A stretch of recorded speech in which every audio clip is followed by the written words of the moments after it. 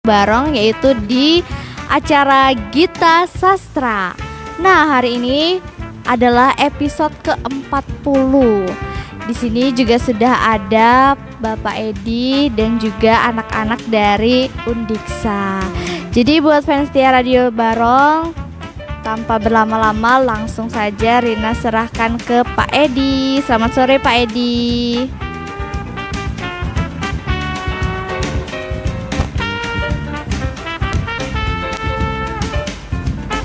Oke, gimana nih Pak Edi di episode ke-40 ini?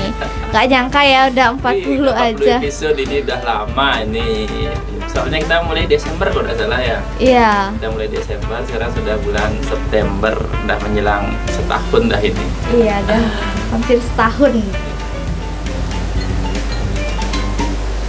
Oke, bisa langsung Rina. Ya, langsung Bapak. Oke, episode bareng di rumah. Kembali kita ke Gita Sastra yang episode ke-40. Episode 40 ini kalau ibarat sebuah bayi itu masih belajar berdiri ya, belajar berdiri. Mudah-mudahan di episode ke-41 ke depannya itu kita sudah bisa berbuat yang lebih baik lagi ketimbang episode sebelumnya. Oke, untuk menghangatkan suasana kita dengarkan dulu pembacaan puisi dari adik mahasiswa. Sebelumnya perkenalkan dulu Dek ya, sebelum membacakannya. Oke, silakan. Baik, perkenalkan nama saya Azza Mustafida Fitroya. Saya mahasiswa aktif dari Universitas Pendidikan Ganesha. Iya. Judul puisi Kematian Cinta, karya Dewa Putu Sahadewa. Cinta hanya angan-angan, pertandingan semu kehidupan. Jika kau menanamnya, halaman hatimu akan menjadi taman bunga yang tak akan pernah kau pahami keindahannya, kecuali kau petik sekuntum dan tertusuk durinya. Apakah arti luka dan duka jika kau menggenggam cinta, padahal cinta itulah pisau yang menikam-nikam hati, tapi selalu membuatmu tersenyum. Pastikan kematian cinta, pastikan kau melepasnya sebelum cinta merenggutmu dari hidup abadi. Oke. Wow, luar biasa. Oke. Tadi sudah sempat baca kan? Sudah sempat baca. Menurut kamu itu apa sih maknanya itu yang ingin diceritakan oleh Dr. Sahadewa itu? Terkadang ya itu seperti ucapan-ucapan anak-anak muda gitu. Kadang-kadang cinta membunuhmu. Kadang-kadang. Oke. Sebelum kita membahas puisi Dr. Sahadewa, apa judulnya? Kematian Cinta. Kematian Cinta itu kita perkenalkan dulu Dr. Sahadewa itu siapa sih? Sahadewa itu adalah dokter spesialis kandungan ya, spesialis kandungan. Setelah itu dia itu tinggal di Kupang. Ya, dan dia tuh selain dokter dia itu juga penyair ya. Dia penyair. Jadi adik ini yang MIPA dulunya Dek ya. Nah, MIPA itu tidak menutup kemungkinan bisa menjadi penulis puisi ya. Oke, itu sekilas tentang Dr. Sahadewa dan mungkin tuh puisi-puisinya Dr. Sahadewa dia. Bacakan judul coba sebentar. Silakan. Oke. Siwanggama ini kalau tidak salah puisi kumpulan puisi ketiganya Dr. Sahadewa ya. Dan beliau aktif dalam membina anak-anak sih sebenarnya. Anak-anak ini lewat event-event tertentu dan dia sempat menjadi juri di beberapa lokasi. Mungkin saya akan bacakan dulu biodata dari Dr. Sahadewa ini ya. Ini sekaligus perkenalan kepada fans Radio Barong bahwa kita di Bali juga punya penyair yang tingkat nasional gitu. Selain Jengki Sunata dan Pras Najira dan juga ada beberapa lagi. Oke, saya bacakan dulu. Dewa Putu Sahadewa lahir di Denpasar 23 Februari 1969. Selain dikenal sebagai dokter ahli kandungan, ia juga seorang penyair. Sejak remaja, ia telah aktif bermain teater dan menulis puisi, terutama di Bali Pos Minggu Asuhan Rumbulan Duparangi. Puisi-puisinya juga dimuat di jurnal Cap, majalah humor, Pos Kupang, dan Nusa Bali. Beberapa kali ia juga menangkan lomba penulisan puisi, baca puisi, dan teater. Oke, ini seorang dokter mampu mengungut kata-kata, boleh dikatakan tanda petik mengumpulkan kata-kata untuk diolah menjadi sebuah puisi. Ini sesuatu banget karena dia itu seorang dokter. Oke, itu pengenalan singkat kita tentang Dr. Sahadewa. Terus kita akan membahas puisi tentang kematian cinta. Mungkin menurut adik siapa? Adik ya? Kenalin dulu. Baik, perkenalkan nama saya Koma Cantika Mahdewi Tanaya. Saya mahasiswa aktif di Universitas Pendidikan Ganesha dan sekarang saya masih semester 3. Semester 3. Ya. Tadi sudah mendengarkan kan? Apa sih kira-kira makna puisi itu? Ya namanya aja cinta ya, pasti ada suka dan dukanya. Apa ya?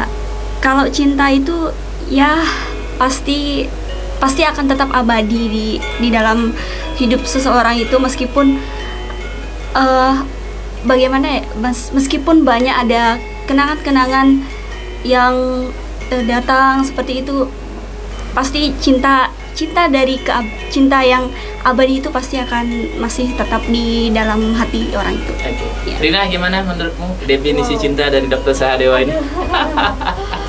Cinta jaraknya kayak luas banget ya. Kalau Iya. arti cinta itu ya cinta sama keluarga, kan bisa juga sama teman, sama lingkungan juga Lingkungan, bisa, iya. sama sastra khususnya.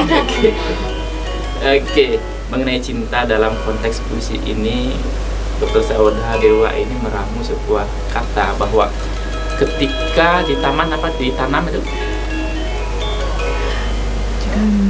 Jika kau menanamnya, ketika kamu menanamnya akan tumbuh bunga-bunga. Iya. Tetapi jangan salah.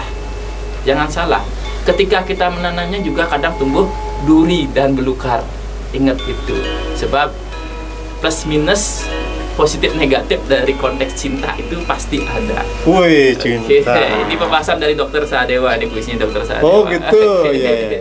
Terus di bait kedua dan bait ketiga itu dibahas disuruh melepas cinta. Nah, apa maksud melepas cinta ini?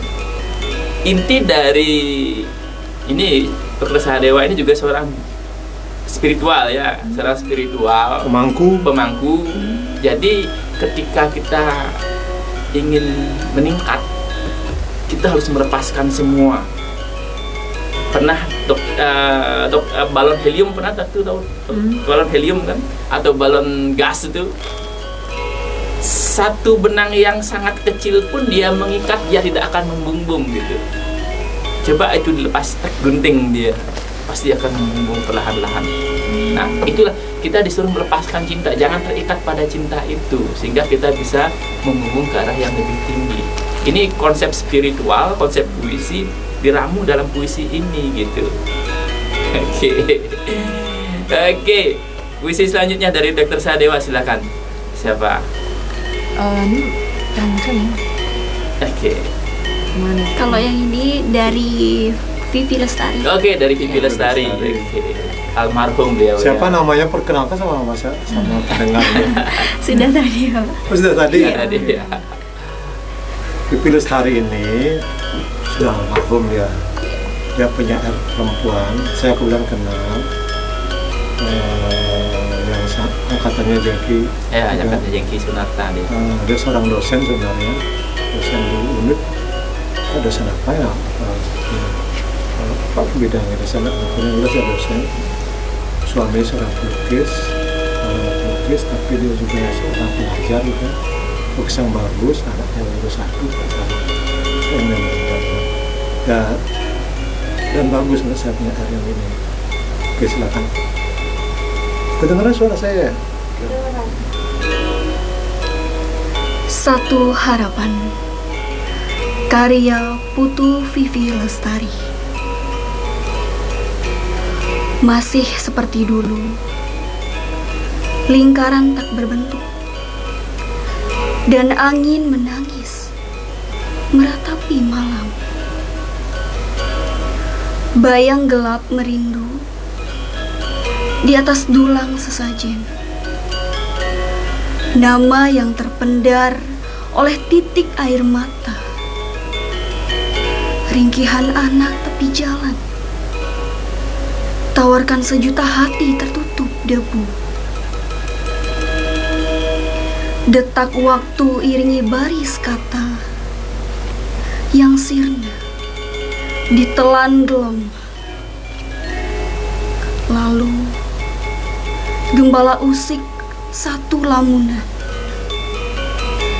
tenggelamkan satu asa.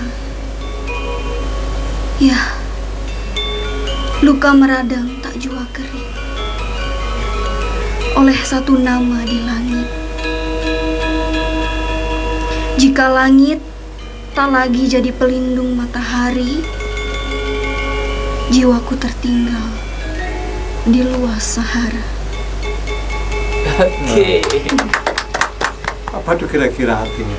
Nah, coba Artinya sendiri itu, atau kita coba iya. diskusikan apa kira-kira? Artinya itu ada seseorang yang merindukan orang yang sudah meninggal. Ya, dari kutipan ini kita lihat di bagian dulang sesajen. Seperti ya kita tahu kan orang Hindu itu kan kita memakai dulang ya. Gitu. Sepertinya ini orang ini sedang gimana ya? Sedang melakukan upacara seperti Banten untuk menghargai orang yang sudah meninggal seperti itu. Betul. Iya. Ada lagi bait yang kira-kira Ada. mendukung dari pernyataan itu, ada nggak Di bagian pernyataan itu? satu nama di langit seperti itu. Begitu. Ya. Keren sekali. Ada satu dua kalimat di sana Angin yang menangis tuh. sangat menyentuh. Saya senang sekali sebenarnya. Angin awal itu apa tuh angin menangis dia? Yang menangis ya. Apa? Dan angin menangis meratapi malam. Ah, itu Ya, sesuatu yang ajaib menurut kita, sesuatu yang mana ya. Dan angin menangis meratapi malam. Kalau bukan penyair dia tidak punya apa tuh imajinasi seperti itu. Tidak ada angin. Angin keras bikin batu gitu aja. Angin Sekarang kan anginnya tak menangis, angin marah ini. Angin marah. Membuat manusia kelimpungan. Ada yang sakit, Iya, iya, iya. ada yang malas keluar, dan debu-debu bertebaran di mana-mana. Seperti hati. Karena kau tolak cintaku. Wah. aduh. Oke. Ngomong cinta sebenarnya kira-kira. Ya keren. Mungkin satu hal tentang itu ya, yaitu seorang pengajar, seorang dosen, tapi bukan dosen sastra, Bukan salah. bukan seorang sastra, Bukan dosen sastra. tetapi dia mampu menulis puisi. Tadi Dr. Sahadewa bukan orang sastra, bukan jurusan bahasa Indonesia, tapi dia menulis puisi juga. Dan buku kumpulan Pipi Lestari ini, apa yang judulnya tuh? Satu harapan. Tidak, Buku-bukunya. Ovulasi yang gagal. Populasi yang gagal ini sebenarnya Oh, dia mau diterbitkan setelah dia meninggal. Setelah dia meninggal, baru Genki dan kawan-kawan mengumpulkan puisi-puisinya, dijadikan puisi seperti ini. Dan itu puisi yang tadi itu, kalau saya baca itu sebagai catatan pribadi tentang pergulatannya dia, tentang penyakit yang dia derita. Gitu. Ada dua kalimat, dua kata yang saya dengar. Luka meradang belum juga mengering. Coba baca itu ada, coba baca. Ya. Luka meradang tak jua kering oleh satu nama di langit. Oleh satu nama di langit, dia itu membuat upakara, memohon kesembuhan. Kalau interpretasi saya ini, karena dia sedang menderita penyakit dia waktu itu, tapi dia berjuang, berobat, berdoa, tapi dia lukanya tak pernah mengering gitu, semakin menganga, dan akhirnya ceria orangnya lah. iya ceria. Ceria orang. Dan hampir setiap orang tidak tahu kalau dia menderita itu ya, tidak ada yang tahu gitu. Dia berusaha senyum ke teman-temannya, ke setiap orang yang dia temui gitu. Dan dia kayaknya menyimpan rapat-rapat dukanya sendiri. Akhirnya muncullah kata yang tadi itu, luka meradang belum juga mengering, bersatu nama gitu. Puisi, meskipun puisi itu semacam ditulis oleh puisi, kadang-kadang kan tidak mungkin kita menulis sesuatu tanpa menghayati terlebih dahulu. Tapi kemudian dia bukan ditulis untuk pribadi, tapi kemudian dia bisa menjadi universal. Artinya ketika kamu atau siapapun yang mengalami sudah masalah begitu, ya kadang-kadang kita kan kesulitan mengucapkan sesuatu. Dan kalau kita mengucapkannya tidak bisa mewakili apa yang kita rasakan. Iya. Kata, teks tidak, kadang-kadang teks, kata orang keren itu kan teks tidak bisa tidak selamanya bisa mewakili konteks. Kalimatmu itu tidak bisa mewakili keadaan kadang-kadang, tidak selamanya. Jadi makanya seperti misalnya Wiji Tukul bilang hanya satu kata lawan. Nah itu dia, itu kalimatku juga, itu artinya perasaanku.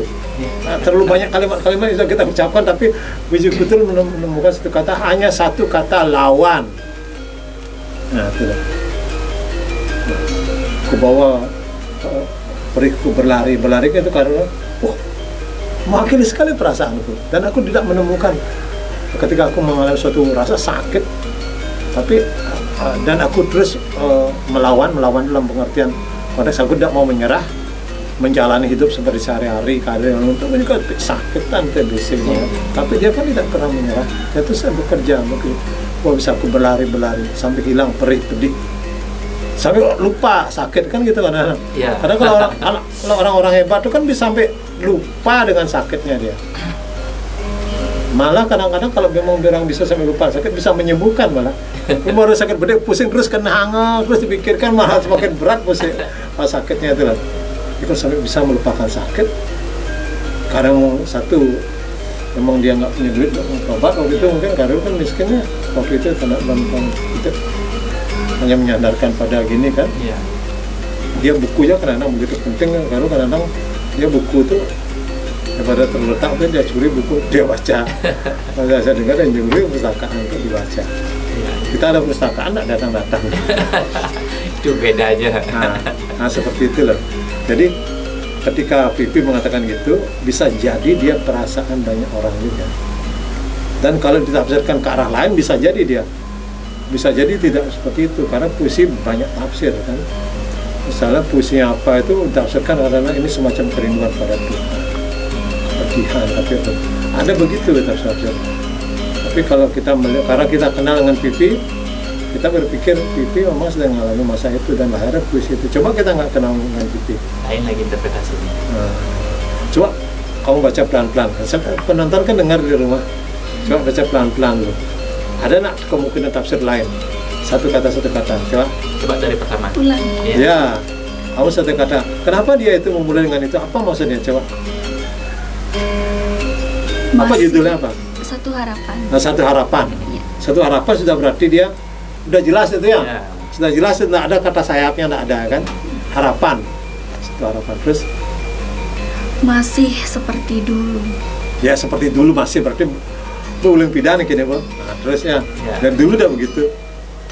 Lingkaran tak berbentuk Lingkaran tak berbentuk. dan angin menangis. Kita berpikir apakah permainan sampiran aja atau bagaimana nih? Ya. Atau penggambaran suasana kan kita Penggambaran masih seperti dulu kan itu. Lingkaran tak berbentuk. Apakah itu ada konotasi dengan penyakit di dalam? Ya, lingkaran tak berbentuk yang berubah-ubah kan seperti sel-sel kanker itu kan. Iya, iya. Ben kene kan. Iya. Oh, kalau berjelas jeneng kene kan alo ngaplok nanti yang ya mau bertembak anu ben hidup ben. Iya, Kan iya. gitu kanker tuh ya. Iya. Rasanya kalau nggak salah ya kalau kita ya kan. Oke, terus lingkaran tak berbentuk. Kita udah mulai mengarah nih kan. Masih seperti dulu lingkaran tak berbentuk. Nah, terus apa? Dan angin menangis meratapi malam. Ya, angin menangis beratapi malam. Angin bisa penguatan. jadi dirinya sendiri, Iya. bisa jadi keluarganya yang Nah, tahu kondisinya, kemungkinan angin itu kenapa dia memilih angin? Nah, ini juga kaitan dengan cara kita menulis puisi nanti. Siapa yang dapat pengalaman? Kenapa kita memilih angin? Dan angin menangis meratapi malam. Meratapi malam. Nah, kenapa malam mesti diratapi? Petang gelap. Oh, saya ada Ya. jalan mungkin di sana gitu ya. Ya. Malam itu identik dengan gelap kan? Ya, nggak ada Dan jalan. angin menangis meratapi malam. Angin dan malam itu kan memang sudah jadi satu sebenarnya. Kenapa angin ini bisa jadi suatu jiwa kan? Jiwa. Angin menangis meratapi malam. Sesuatu yang menghidupkan, sesuatu yang menghidupkan meratapi sesuatu yang nggak jelas. Iya. Bisa jadi begitu kan? Iya. Kenapa memilih gitu? Kok kalau saya mungkin kalau adik suruh nulis puisi seperti itu mungkin itu pilihannya.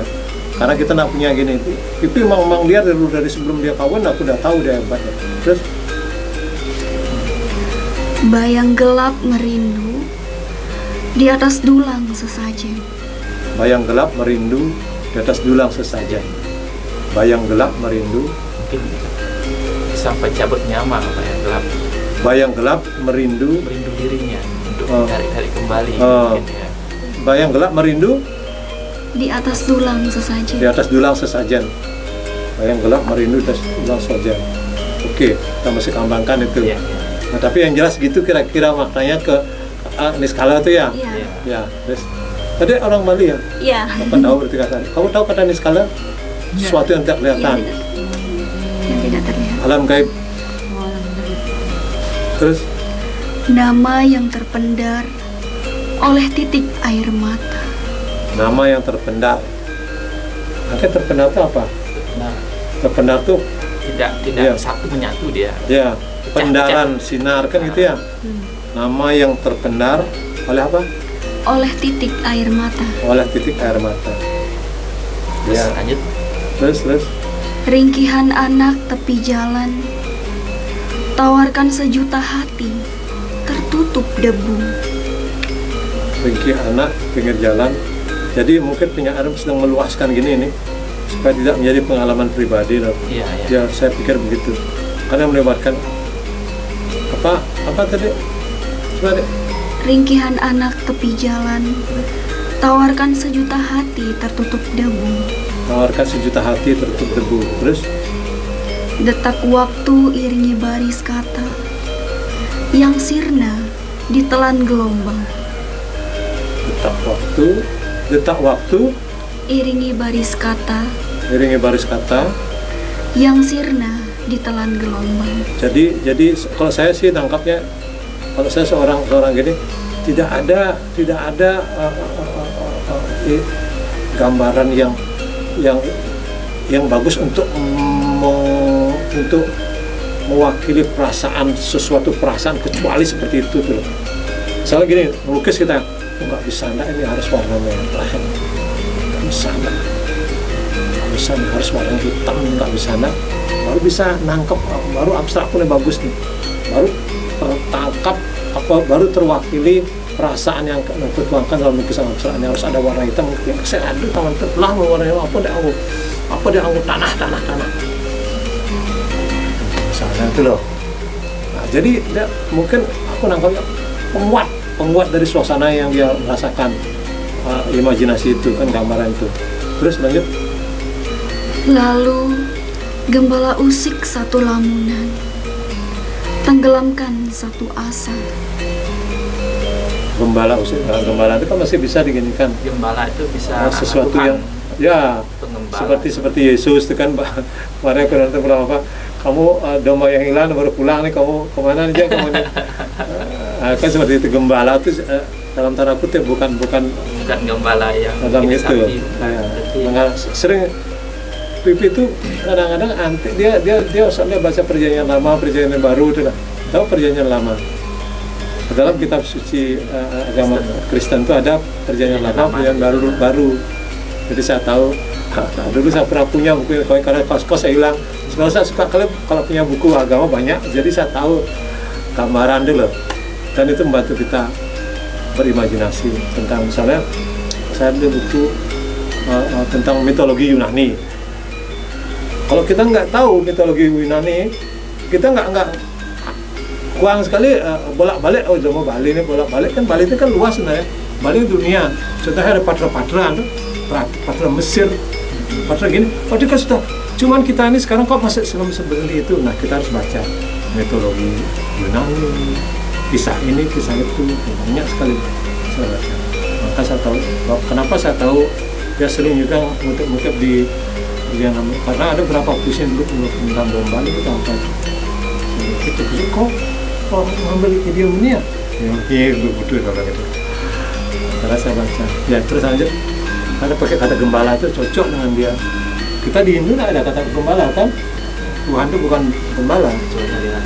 Bukan bukan Tuhannya gembala, nabinya ya. Nabinya itu gembala.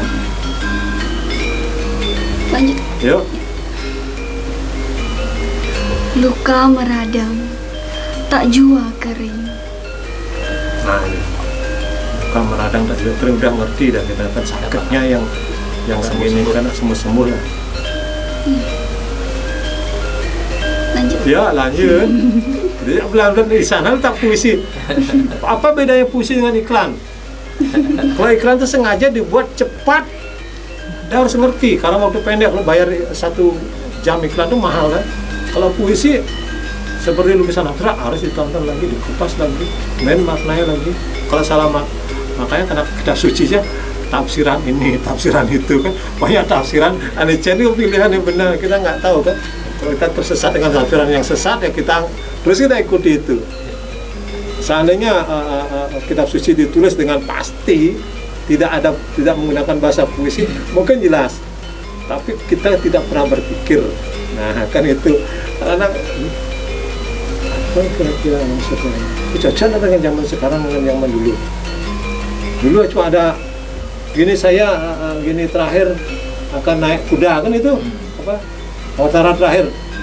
Saya naik kuda karena di zaman gini. Kaki ya, Kuda dalam tanda kutip kan bisa saja bukan yang penting kendaraan kan. Kuda juga simbol, bisa, ya. Simbol, kuda bisa jadi kekuatan, bukan fisikal gitu, ya, tapi kekuatan gaib. Kekuatan yang gaib yang bu. Tapi kalau orang gini kan, orang yang kurang deh gini kan, sing dekat saran, sing tuh ya, dekat misalnya sing cocok, sing itu Kalki Awatara. Ya, seperti itu. Terus? Oleh satu nama di langit. Ya. Jika langit tak lagi jadi pelindung matahari, jiwaku tertinggal di luas Sahara. Oke, ini dahsyat sekali. Jika langit tidak bisa Melindungi Pelindung matahari. Matahari itu dirinya sendiri kalau tidak salah. Dia ibaratkan, simbolkan dia dengan matahari. Jika langit tidak bisa melindungi matahari, bagaimana? Melindungi matahari. Pasti Langit itu kan ada lapisan abstrak sebenarnya kan. Ada atmosfernya. Itu kan kalau nggak ada itu kita semuanya kebakar udah. dan konteks langit itu bisa jadi kembali ke yang kuasa. Jika langit tidak bisa melindungi matahari, apa maksudnya melindungi menutupi matahari? Apa? Jika langit tak lagi jadi pelindung matahari. Tak jadi pelindung. Iya. Jika langit tak jadi pelindung matahari, Jiwaku tertinggal di luar Sahara. nah itu di sana. Berarti itu kan bukan satu dia menggunakan alam, tapi dia kalau alam secara secara ilmu gini kan matahari, bumi, sini lapisan. Nah, yang kita lihat sebagai langit kan, langit bisa jadi di atas itu sebenarnya. Di balik matahari masih ada bahkan ada istilah, kamu tahu ada lapisan langit itu berapa lapis menurut? Ada 5 lapis. Nah, menurut bacaan kan beda-beda kan?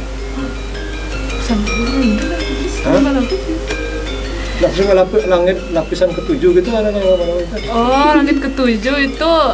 Nah, berarti kan kalau kata dalam- langit juga digunakan kan?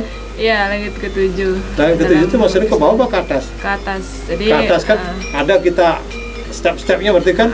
Nah, berarti kita kan nggak tahu langit yang kita lihat langit ke berapa ini. Kalau anggap secara gini gabungan dari spiritual dengan Iya. matematika sekarang dengan logika biologi astronomi ya. Iya. Astronomi benar ya? Ilmu bumi kan? Look, lewatin tuh dekat Apollo, sing mesti hilang langitnya. Saya tidak juga hilang. Udah sampai kita ke planet A, ini masih ada langit. Coba lewatin matahari, tetap ada langit. Terus itu langit itu sebenarnya apa? Makanya ini semacam bahasa simbol ya. Mungkin dia pernah membaca mungkin kalau dalam konteks agama Buddha, langit itu sama dengan surga, sama dengan Tuhan gitu. Kalau jika langit tidak merestui kalian akan binasa. Ada kata seperti itu. Jika langit tidak merestui, jika dewa, jika Tuhan, Ada sang yang apa kan? jika Utara langit. utara gitu. Itu langit itu simbol yang kuasa. Jika yang kuasa tidak bisa melindungi matahari, maka dia akan hidup dalam Tertinggal di luar Sahara. di luar Di luar Sahara. Sahara itu kan gurun ya. gurun ya. Di dalam penderitaan. Kalau tinggal dalam gurun itu meninggal dalam penderitaan, Di luar kehausan. Sahara kan? Di luar Sahara. Luas. Sahara ya. Ya jangan sampai kamu bacamu kurang gini. Jadi di luas saya Bu panas betul. Berarti gini Bu, Saya nangkapnya bukan melindungi dalam pengertian gini, bukan melindungi dalam pengertian melindungi. Ya. Tapi kalau dia tidak dilindungi kan justru semakin panas. Ya. Maka kalau tidak melindungi itu mungkin maksudnya membatasi itu loh. Melindungi matahari ini, melindungi dia matahari sehingga kita itu nggak kepanas banget. Tapi kalau nggak dilindungi ini udah di luas Sahara dia terbakar. Nah, kan itu. Jadi gini, kalau saya lihat puisi memang kecuali puisi pamflet Rendra itu memang menulis puisi pamflet, puisi untuk dia ada katakan kan salah saya, puisi bukan sekedar, aku bukan penyair salon yang menulis anggur dan rembulan, bukannya menulis anggur dan rembulan, tapi apa dia bilangin lupa saya yang jelas. Maka dia menulis ketika mulai orang-orang bebal sing ngerti sing bisa sentuh dengan bahasa yang bunga-bunga, maka bahasa yang digunakan Rendra dalam puisi-puisi pamflet bahasa yang tegas, lugas. Karena kau batu tanpa hati, maka air akan mengikis batu. Ketika kamu mengatakan gini, aku bilang tidak dan kepadamu. Ada puisi yang dia gitu, puisi-puisi pamfletnya. Jadi puisi yang tidak pamflet seperti puisi ini memang memerlukan penafsiran dan bisa banyak lebih penafsiran dia sadar dengan perasaan itu, dan bisa juga ada kemungkinan baru lagi. Kalau Anwar aja dari pandangannya Arif Budiman, aku baca punya kayaknya udah lama sebenarnya buku itu, dilihat dari segi filsafat eksistensialis. Kan ada lah ulang lagi ke dia menemukan dalam satu buku kumpulan ternyata dia penganut eksistensialis. Filsafat eksistensialis, satu namanya Kewah menjelaskan, yang jelas Sartre atau pokoknya aku salah lagi. Nah seperti itu tuh. Jadi puisi banyak, karena puisi rumit kan bisa dilihat banyak suasana yang dia buat untuk mendukung. Seperti aku nulis abstrak, saya kan suka melukis juga sebenarnya. Warna apa untuk mewakili perasaanku hari itu yang lagi marah. Kalau warna hitam aku pakai biasa tuh, atau merah aja udah biasa bagi orang. Tapi ada warna apa aku pakai supaya aku mewakili aku marah kepada dia. Marahku lain, bukan marah merah, tapi marah yang apa? Nah seperti itu dah dia. Rumit kan? Rumit dia. Hanya untuk mengatakan saya ini pengen sembuh, tapi kamu Tuhan kok nggak ngerti-ngerti sih? Kalau saya terus begini saya bisa gini, seperti hanya tapi penyair mengkreasi demikian rupa supaya puisi itu menyentuh, siapa tahu puisi itu bisa menjadi doa keluhannya dia kepada Tuhan, dan juga siapa tahu banyak orang juga memiliki perasaan yang sama dengan dia. Nah, seperti itu. Oke, segitu. Ada tambah lagi? Ini terkait dengan ini kan ada dua penyair nih, Pak Zulkifli dan Sahadewa. Ini kalau di Sahadewa tidak bermain simbol, tapi kalau di itu banyak bahasa simbol dia. Banyak. Sehingga ketika kita membacanya, kita perlu membaca 2-3 kali untuk bisa memahami positifnya. Tapi kalau si Sahadewa dia tidak bermain simbol, mungkin dia bermain yang lain. Jadi makanya bahasanya mungkin dia pakai simbol tapi tidak rumit. Tidak rumit ya, pakai simbol tapi tidak rumit. Dan kita lihat satu puisi Sahadewa. Oke, Mbak, bacakan. Nah, kita dengar yang mana aja boleh. Ini namanya apresiasi, kita udah dengar simak baik-baik tadi puisinya Perbait ya. Siapa namamu, Dek? Saya Candika. Iya, bagus suaranya dia. Iya. Cocok jadi penyiar sebenarnya. Penyiar adalah barong ya. Pada nemenin ini. Si Rina. Semester berapa kamu, Candika? Semester 3. Oh, ini cendik. Abaknya berdulu, Chandra. Dengar lirik abaknya berdulu. Baru telepon Pak Satri, saya kabak saya berdulu. Ya. Agak keras ke suaramu, kamu orang teater, kamu gini kasih energi beneran. Jangan lemas-lemas. Untuk apa hidupku? Karya Dewa Putu Sahadewa. Untuk apa hidup ini? Apakah untuk menulis nama di celah sejarah atau mencapai titik tertinggi bahagia? Benarkah aku hidup untuk dirimu? Seperti pohonan. Jangan ngebut. Nah, kamu ada kelemahan. Kamu suka sekali ngebut. Jangan ngebut. Ya, ulang pelan-pelan. Untuk apa hidup ini? Untuk apa hidup ini? Nah, itu jelas bahwa yang ada sayapnya kan mau menakon tuh. Untuk apa hidup ini? Bukan berarti jelek loh. Ya, puisi yang begitu ngomong jelek. Gitu, lanjut. Apakah untuk menulis nama di celah sejarah? Apa? Menulis nama. Apakah untuk menulis nama di celah sejarah? Celah. Celah. Nah, ada artikulasimu harus lebih jelas. Apakah untuk menulis nama di celah sejarah? Karena celah sejarah kan benar itu pilihannya. Atau mencapai titik tertinggi bahagia? Benarkah aku hidup untuk dirimu? Seperti pohonan memberikan buah, seperti sapi memberikan susunya di perah, dan sungai mengalir begitu saja memberi air dan kesejukan. Kau katakan semua di saat langit setengah gerhana. Rasi bintang utara bergerak menyentuh batas pandangan. Adakah yang lebih indah dari senyuman bayi dalam lelap tidurnya? Adakah yang lebih kasih dari ibu melahirkan dan menyusu? Adakah yang lebih segar dari hujan pagi hari? Jadi, untuk apa hidup ini? Selain meresapi, aku adalah kamu. Mulai merasakan, kau ada dalam diriku, sekaligus meliputi semesta, meresapi pori-pori, lalu belajar mencinta, bahkan untuk yang paling nista. Oke. Mungkin karena dia tuh Dokter Sadewa ini kan dokter kandungan kan. Jadi dia lebih memilih beberapa penggunaan kosakata yang terkait dengan kandungan keluarga itu dan ada anaknya. Setelah itu dia bertanya, itu apakah menulis nama? Itu kan menulis nama di celah Sejarah. sejarah. Apakah hidup ini hanya untuk mencari nama, mencari prestasi saja? Yang seperti itu. Setelah Atau- itu, Atau apa? Iya. Atau apa? Yaitu atau mencapai titik tertinggi bahagia. Nah, jadi antara manusia kadang-kadang ada dua pilihan.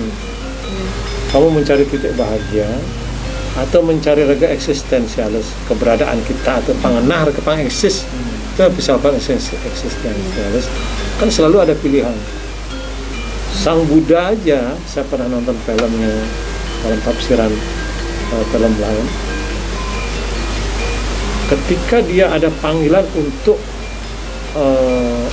mencari rahasia hidup setelah dia melihat orang sakit, orang mati, kan itu sejarah Buddha itu kan dia mulai karena diramalkan akan menjadi orang besar, maka dia dikunci di dalam, tak boleh melihat kenyataan di luar. Di dalam itu ada pesta-pesta yang cantik-cantik aja semua gembira ya, dan dia tidak puas. Suatu kali dia pengen keluar, waktu keluar dia melihat orang sakit, sama orang mati, sama orang menderita.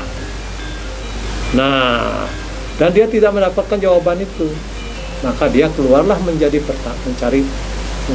keluar istana malam-malam, keluar dengan kudanya untuk mencari kebenaran. Nah, ketika dia akan mencari kebenaran, ternyata istrinya hamil. Jadi pada waktu itu dia ada gini, nanti ada dikasih pesan dia, kalau anak saya lahir, kasih dia nama Rahul. Rahul lah artinya apa namanya? Ikatan itu loh, ikatan belenggu. Belenggu. Arti seperti itu. Kita mau mencari eksistensialis karena ingin menemukan itu, atau ingin biasa-biasa saja. Ngoyong cuma coba Buddha mau nyari aman, tapi untuk kebahagiaan diri dia sama keluarga toh. Tapi Buddha kan ingin mendapatkan kebahagiaan untuk seluruh dunia ini, seluruh orang yang jadi pengikutnya kelak itu lah.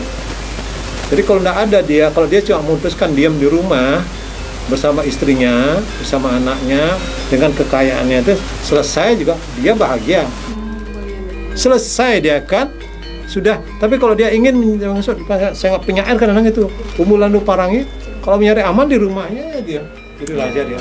Tapi dia kan gelisah mencari kata-kata, gelisah untuk mengompori anak-anak muda supaya tetap bersastra. Jadi perkara. Bahagia itu kan sebenarnya sing kewa-kewa bahagia. Terjemah kan moyong bahagia, raga cukup cukupang nak bojak dengan air putih dengan ini bahagia. Tapi kalau kita seperti itu saya kira dua itu pertanyaan eksistensialis setiap orang. Saya pun begitu, saya kan mencoba kalau saya mau nyari gini nyaman, saya diam aja di rumah bersama cucu saya, enak dan saya bahagia kok. Tapi kan ada kegelisahan memanggil saya keluar. Ini paman ada setengah-setengah kan melangkah, ini kan melangkah. Nawan ke Sumatera. Tapi cewek pada itu tahu nggak gini enggak? Kenapa orang-orang luar berani ngapain? Mereka konflik belakang ini untuk mendapatkan rempah. Saya terus baca novel yang bagaimana perjuangan mencari pala di suatu daerah yang berapa udah mati. Itu gila itu karena dia ingin mendapatkan sesuatu. Sehingga dia lah duluan kita tidak nyaman ya. Kalau benar orang sangat ada tidak gitu lah. Nah kalau monto kan, kita mau gitu. Itu pertanyaan Dan ini apa fungsinya ini intinya sekali kalau tidak di bait pertama dan bait terakhir. Di bait pertama apakah menyebut nama atau nama kita? Terus bait terakhir meresati aku dan kamu ini bisa kalau interpretasikan bisa antara dia dengan kekasihnya, bisa juga antara dia dengan dirinya. Tuhan sendiri gitu. Ini tergantung sudut pandang kita menilainya itu gitu. Jadi kalau awalnya menulis apakah tidak menulis nama dan sampai tidak tertinggi itu jika dikaitkan dengan bersatu aku adalah kamu itu dan kamu adalah aku itu, apakah hanya untuk itu hidupnya atau aku memilih bersatu kamu, bersatu Tuhannya. Itu dilihat dari bait-bait yang tertuang di puisi itu gitu. Jadi puisinya bagus memang semuanya keduanya bagus. Cuma ini menggunakan simbol yang lebih sederhana, mudah dipahami daripada penggunaan idiomnya itu. Oke, demikian dulu. Lagu. Break dulu. Lagu Dek Rina. Sebelum lanjut, cantik. Rina mau puterin dulu lagu spesial buat kamu. 2 lagu aja ya. So jangan kemana-mana. Salam sama Kak ini. Kak Prof yang lagi mahasiswanya bersama mahasiswanya di mana tuh Chandra? Pelabuhan. Di Pelabuhan. Oke, Salam dulu. sama Kak Prof juga, Prof wartawan, terus juga mahasiswanya yang ada di Pelabuhan ya. Ya, Pelabuhan Buleleng lagi baca-baca Semoga puisi. semuanya berjalan lancar dan baik.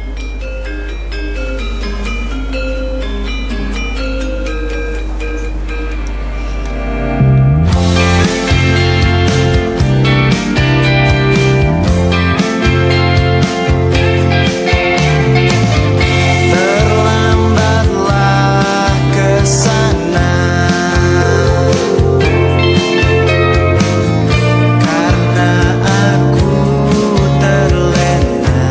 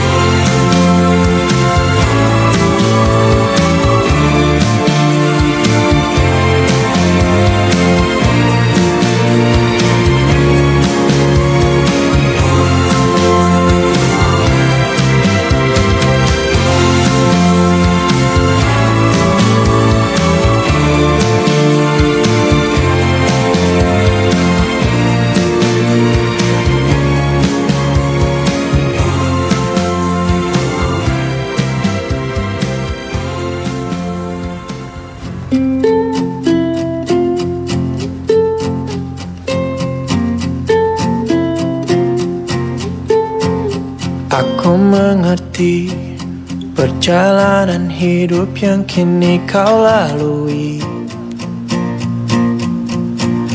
Ku berharap meski berat kau tak merasa sendiri. Kau telah berjuang menaklukkan hari-harimu yang tak mudah. Biar ku menemanimu, membasuh lelahmu. Izinkan ku lukis senja, mengukir namamu di sana. Mendengar kamu bercerita, menangis tertawa. Biar ku lukis malam, bawa kamu bintang-bintang, untuk temanimu yang terluka, hingga kau bahagia.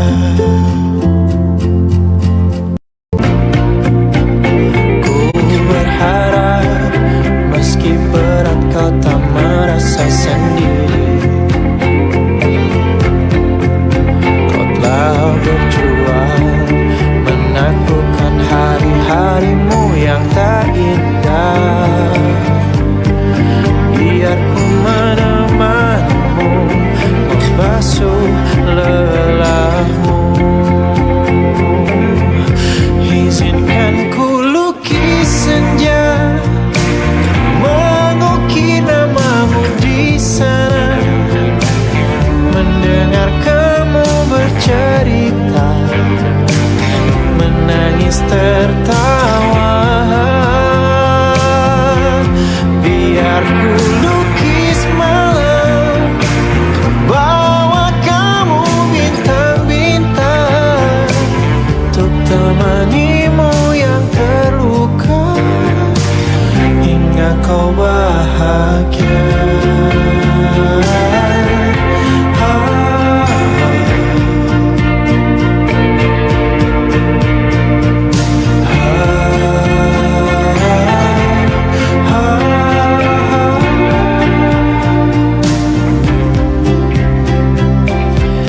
Izinkan ku lukis senja, mengukir namamu di sana. Mendengar kamu bercerita, menangis tertawa. Biar ku lukis malam, bawa kamu bintang-bintang, untuk temanimu yang terluka, hingga kau bahagia.